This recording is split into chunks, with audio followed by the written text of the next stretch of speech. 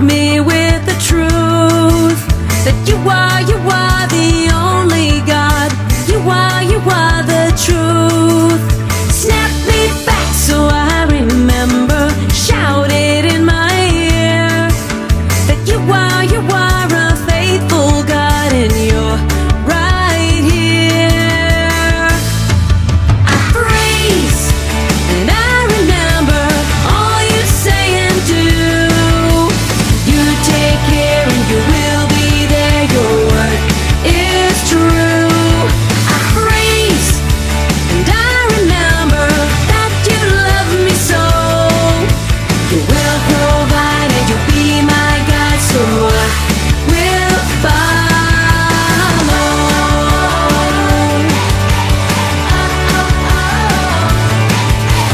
Wake me up when I've been dozing. Shock me with the truth that you are the only God.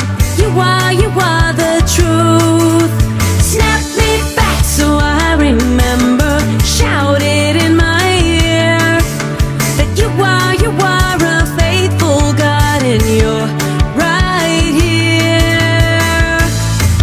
I praise and I remember all you say and do. You take care and you will be there. Your word is true. I praise and I remember that you love me so. You will provide and you'll be my God, so I will follow. I praise and I remember all you say and do. You take care and you will be there. Your word is true. I praise and I remember that you love me so.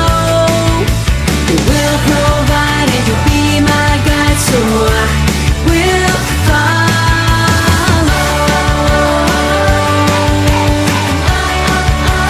I will follow.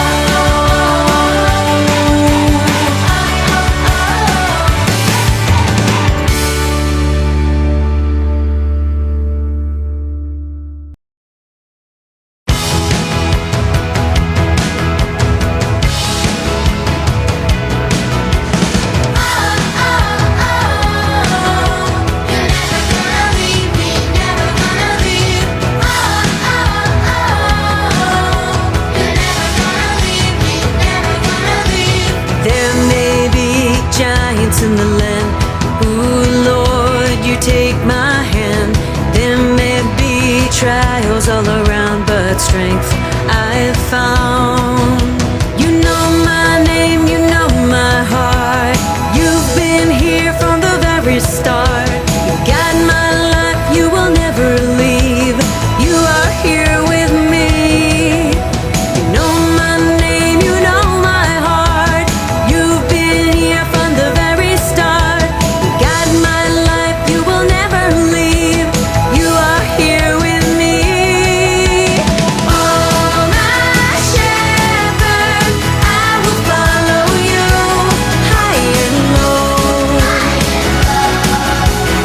You are here, I know.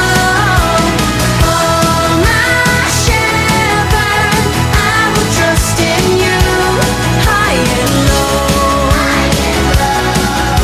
For you are with me everywhere I go.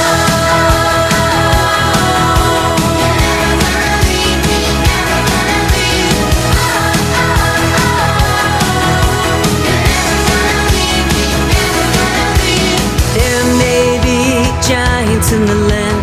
Ooh, Lord, you take my hand. There may be trials all around, but strength I've found. Oh, you know my name, you know my heart.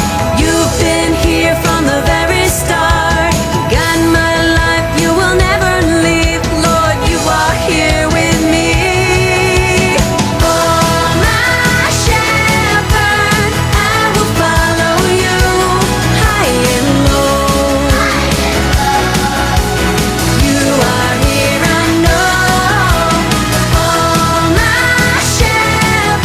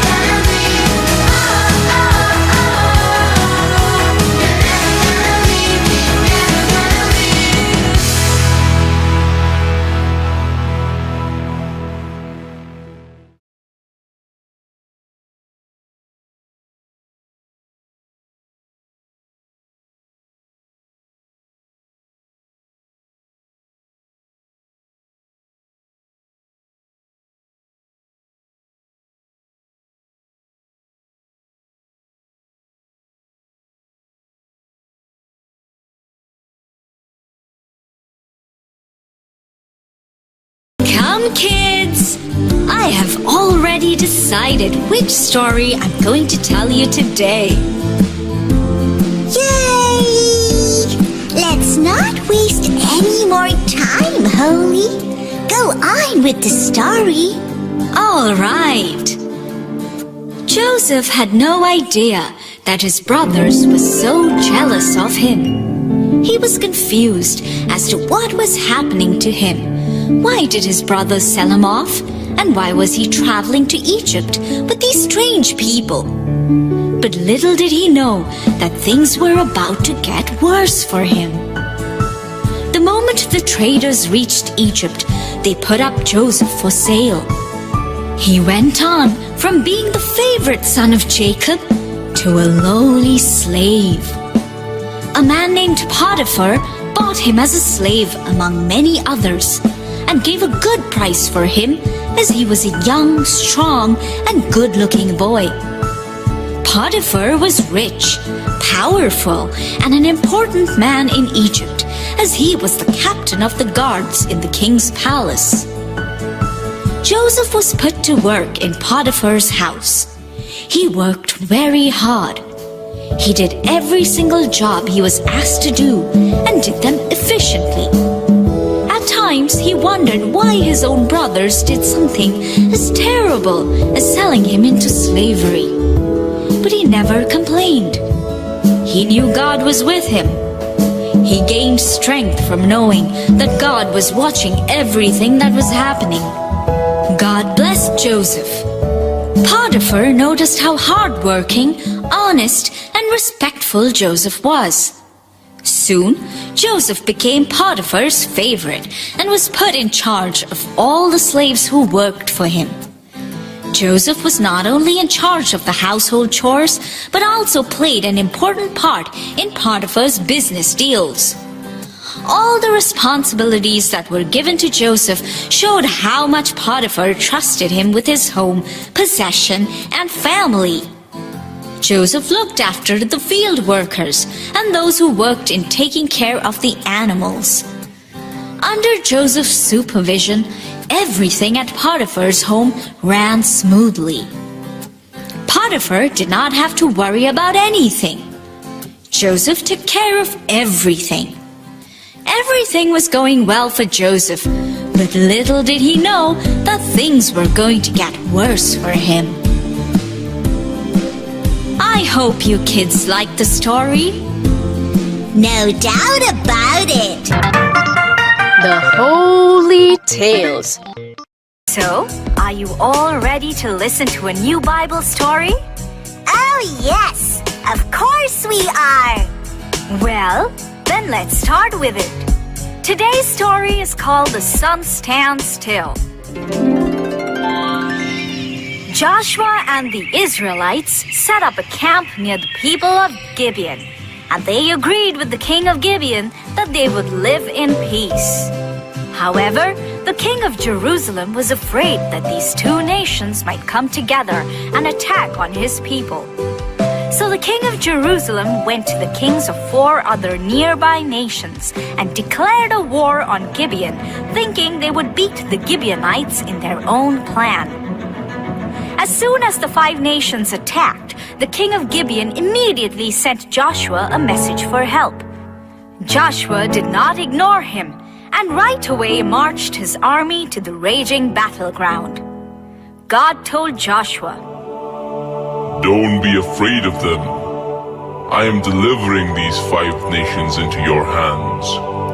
You will win, and not one of them will be left standing." It took all night for Joshua's army to reach the battlefield, but when they did, they took the enemy soldiers by surprise. The Lord made the enemy soldiers confused, and they didn't know what they were doing. This made Joshua and his army defeat them easily and chase them away. As the enemies were running away, God sent a hailstorm which killed more number of enemy soldiers than Joshua's army did. During the battle, Joshua with all the Israelites in front of him said to God, "Make the sun stand still.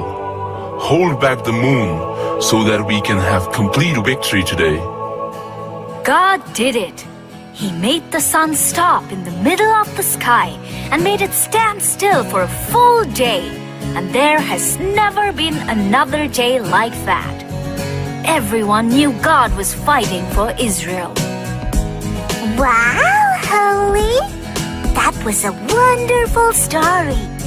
I really love it. Thank you. I am glad.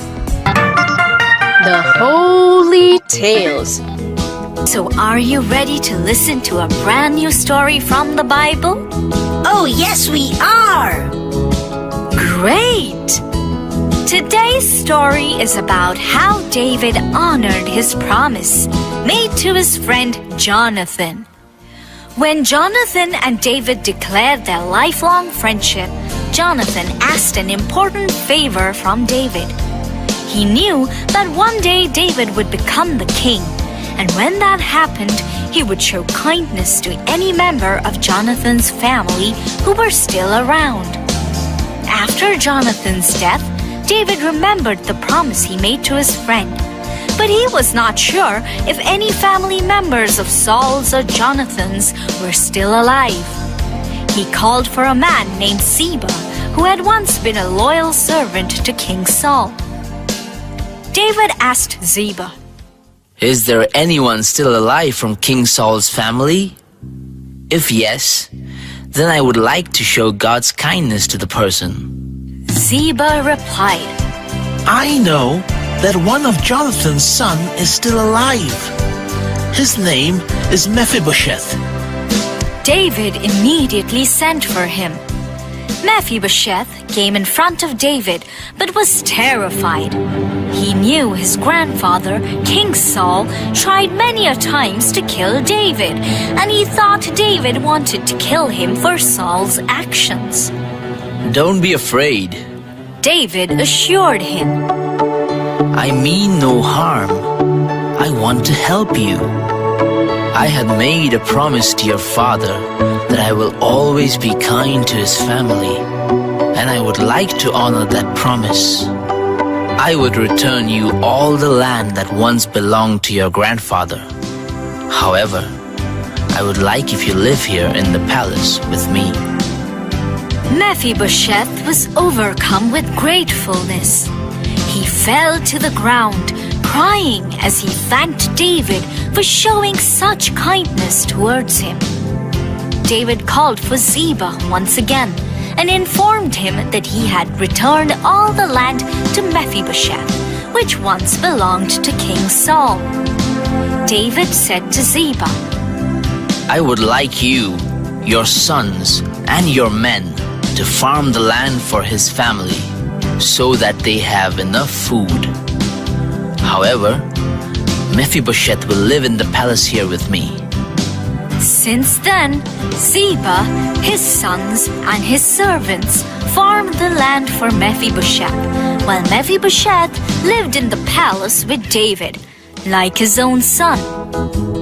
Tubby, Gumbo, I honor to keep all promises I make to both of you. And I declare you both as my lifelong friends. And you too, Holy. Thank you, Freckles. You are my lifelong friend too. Now, it's time for today's question. What was the name of King Saul's loyal servant? I know. His name was Ziba. You're correct. I hope you all liked the story. We promise to be back soon. Until